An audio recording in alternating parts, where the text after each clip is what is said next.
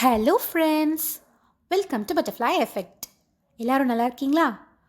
இன்றைக்கி நம்ம சேனலில் ஒரு இன்ட்ரெஸ்டிங்கான டாபிக் தாங்க பார்க்க போகிறோம்.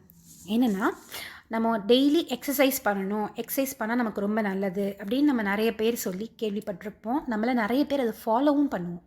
ஆனால் ஏன் நம்ம எக்ஸசைஸ் பண்ணுறோம்? ஏன்னா நம்ம உடம்பை ஃபிட்டாக வச்சுக்கிறதுக்காகவும் நம்ம மசில்ஸ் ஸ்ட்ராங்காகவும் ஹெல்த்தியாகவும் இருக்கணுங்கிறதுக்காக தான் நம்ம டெய்லி எக்ஸசைஸ் பண்ணணும்னு சொல்கிறாங்க. இதே மாதிரியே நம்ம பாடியை மட்டும் ஃபிட்டாக வச்சுக்கிட்டா போதுமா? பிரெயினை எப்படி நம்ம கேர் பண்ணிக்கிறது? அதை தான் இன்றைக்கி நம்ம வீடியோவில் பார்க்க போகிறோம். வீடியோக்குள்ளே போகலாமா? ஒரு மனுஷனோட உடம்பில் ரொம்ப சிக்கலான அதே நேரம் ரொம்ப சுவாரஸ்யமான ஒரு பகுதினா நிச்சயமாக பிரெயினை தான் நம்ம சொல்லணும். ஏன்னா நம்ம உடம்பில் உச்சந்தலையிலேருந்து உள்ளங்கால் வரைக்கும் ஒரு நரம்புமே இந்த பிரெயினில் கனெக்ட் ஆகிருக்கு. நம்ம ஒரு செயலை செய்யணும்னு நம்ம நினைக்கிறது, அதை செய்கிறது, அதை எக்ஸிக்யூட் பண்ணுறது எல்லாத்துக்கும் காரணம் பிரெயின் தாங்க. அதனால் இந்த பிரெயின் நமக்கு ரொம்ப ரொம்ப முக்கியம். அந்த பிரெயினுக்குன்னு ஒரு சில எக்ஸசைஸ் பண்ணுறதுனால நம்மளோட நினைவாற்றலையும் நம்ம படைப்பாற்றலையும் இன்னும் அதிகமாக மெருகேற்றிக்க முடியும். அது என்ன எக்ஸசைஸ் பண்ணால் நம்ம பிரெயின் இன்னும் சிறப்பாக எப்படி செயல்படும் நம்முடைய பிரெயின் அப்படிங்கிறது தான் இன்றைக்கி வீடியோவில் நம்ம பார்க்க போகிறோம். முதல்ல நம்ம என்ன பண்ணலான்னா, ஏதோ ஒரு புது திறமையை நம்ம கற்றுக்க முயற்சி பண்ணலாம். ஒரு உதாரணத்துக்கு தோட்டக்கலை, செஸ், நீச்சல் பயிற்சி, சமையல் கூட கற்றுக்கலாங்க. இதெல்லாம் நம்ம வாழ்க்கைக்கு தேவையான ஒரு சில விஷயங்களில் ஒன்று. இதெல்லாம் நம்ம கற்றுக்கிறதுனால நம்மளோட மூளையோட செயல்பாடு இன்னும் அதிகரிக்குது அப்படின்னு சொல்கிறாங்க. அடுத்து நம்ம ஒரு இசை கருவியை கற்றுக்கணும் அப்படின்னு சொல்கிறாங்க. ஒரு உதாரணத்துக்கு நம்ம பியானோ கற்றுக்குறோன்னு வச்சுக்கோங்களேன். பியானோ கிளாஸ் நீங்கள் போகும்போது உங்களுக்கு என்ன கொடுப்பாங்க? ஒரு நோட்ஸ் ஒன்று கொடுத்துடுவாங்க.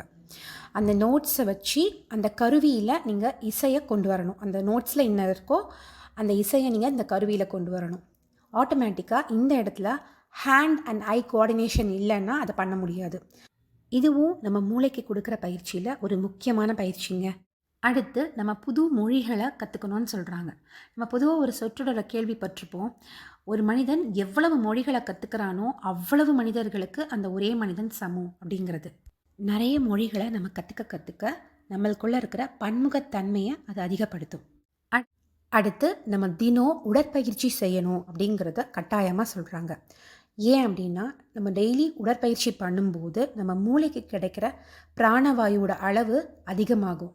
அதனால் நம்ம மூளை இன்னும் வேகமாகவும் சுறுசுறுப்பாகவும் யோசிக்கும் அப்படின்னு சொல்கிறாங்க. அடுத்து இயற்கையோட ஒன்றின ஒரு வாழ்க்கையை தினம் ஒரு 15 நிமிஷமாவது வாழலான்னு சொல்கிறாங்க. இது எதுக்காகன்னா, அதனால் நம்ம சந்தோஷமாகவும் நிம்மதியாகவும் மகிழ்ச்சியாகவும் இருக்க முடியும்னு சொல்கிறாங்க. அது மட்டும் இல்லைங்க, நம்மளுக்குள்ளே இருக்கிற நன்றி உணர்ச்சியை அது அதிகப்படுத்தும்னு சொல்கிறாங்க. அடுத்து நீங்கள் தினம் 1/4 மணி நேரத்துலேருந்து அரை மணி நேரம் வரைக்குமாவது ஒரு புத்தகத்தை கண்டிப்பாக படிக்கணும்னு சொல்கிறாங்க.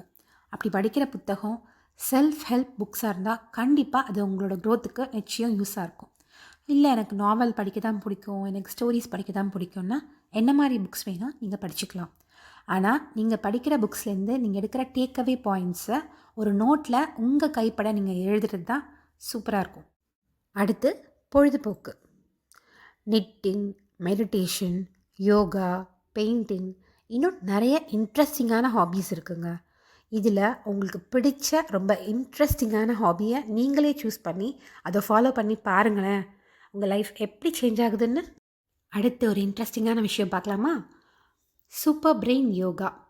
இதை தினம் குறைஞ்சது 20 டைம்ஸாவது பண்ணுறது ரொம்ப ரொம்ப நல்லதுன்னு சொல்கிறாங்க. அப்படின்னா என்னன்னு தெரியுமாங்க?